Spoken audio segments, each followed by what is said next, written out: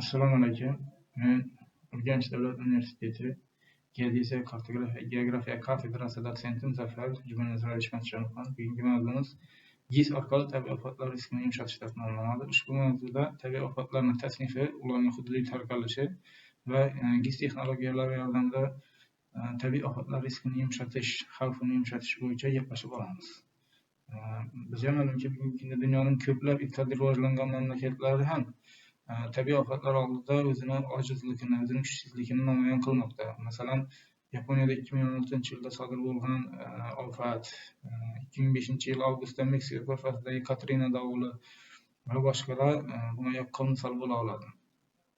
Shu sababli, masalan, bu masala tabiiy ofatlar riskini yumshatish, tabiiy ofatlardan ko'riladigan zararni o'zi Markaziy Osiyoda, masalan, O'zbekiston bilan Qirg'izistonda mos ravishda 290-220 million dollarni tashkil qilgan. Shu nuqtai nazardan gap chiqib, tabiiy ofatlarni riskini kamaytirish va bu GIS texnologiyalardan foydalanish muhim ahamiyatga ega deb hisoblaymiz. Bundan tashqari, tabiiy ofatlarni yaxshilab tushunib olish uchun turli olimlar uni turlicha klassifikatsiya, turlicha tasniflarga ajratib chiqadilar. Masalan, ba'zi o'zbekistonlik olimlar faqat tabiiy ofatlarga e'tibor qaratadilar va ularni geofizik, geologik, gidrogeologik va atmosfera tabiiy ofatlarini ajratib o'tadilar. Burkov va Shepkin rus olimlari esa ularni bilvosita va bevosita guruhlarga ajratadilar va ularni faqat to'satdan sodir bo'ladi deb hisoblaydilar. Umuman olganda, geograf sifatida yuqoridagi tasniflarni umumlashtirib, biz quyidagicha tasniflashni ishlab chiqqanmiz. Tabiiy ofatlarning ikkitaga sodir bo'lishiga ko'ra tabiiy va antropogen guruhlarga ajratganmiz. Bu yerda qizil ekrandagilar bular faqatgina inson omili natijasida vujudga keladigan tabiiy ofatlar hisoblanadi. Qolganlarning barchasida tabiiy va tabiatga inson ta'siri natijasida vujudga keladigan tabiiy ofatlarni sinflashtirib o'tganmiz. Quyidagi slaydda ularning har biriga misollar va tushuntirishlar keltirib o'tiladi. Tabiiy ofatlarning hududiy xususiyatlari.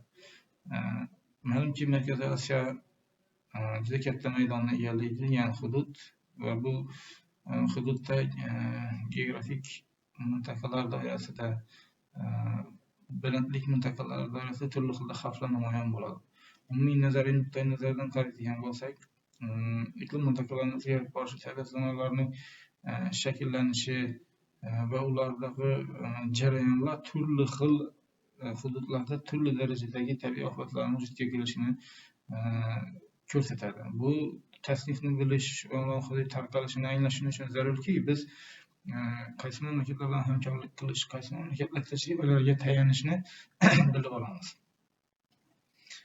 O'zbekistonda vertikal balandlik iqlim mintaqalari cho'l, adir, tog', yaylov va nival mintaqa deb ajratiladi. O'zbek olimlari tomonidan, jumladan Hasanov va Ulomov va ularning har birida o'ziga xos tabiiy ofatlar shakllangan. Qum bo'ronlari, masalan, cho'l hududlarida, adirda jarlanish, tog' o'rmonlarining qisqarishi, tog'li hududlarda, yaylovlarning degradatsiyasi, doimiy qor va muzliklar maydonining qisqarishi, nival mintaqalarida shu kabi tabiiy ofatlar, demak, balandlik mintaqalari bo'yicha ham turlicha taqsimlanadi.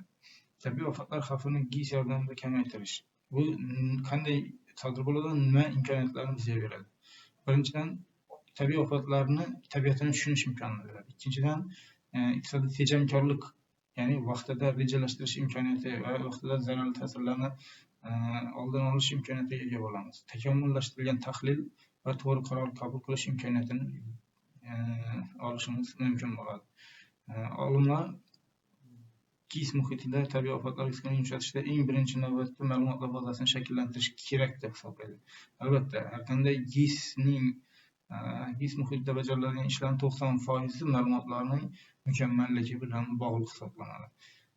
Quyidagi slaydda ma'lumotlar bazasi tuzilishi bo'yicha sxema ko'rsatib o'tilgan. Muallifning so'zlariga ko'ra, masalan, GIS bu faqat qurilma. Unga kiritilgan ma'lumotlar bizga shu tahlil qilish imkoniyatlarini yaratib beradi. Bu masala bo'yicha O'zbekistonda ham jiddiy ishlar amalga oshirilgan. Jumladan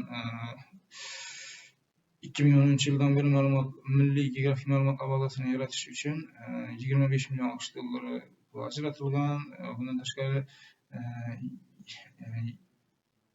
davlat kadastr tashkiloti ham O'zbekiston Respublikasi Davlat Yerli kadastr qo'mitasi ham tegishli geografik ma'lumotlarni shakllantirish bo'yicha maxsus ishlarni amalga oshirib bormoqda.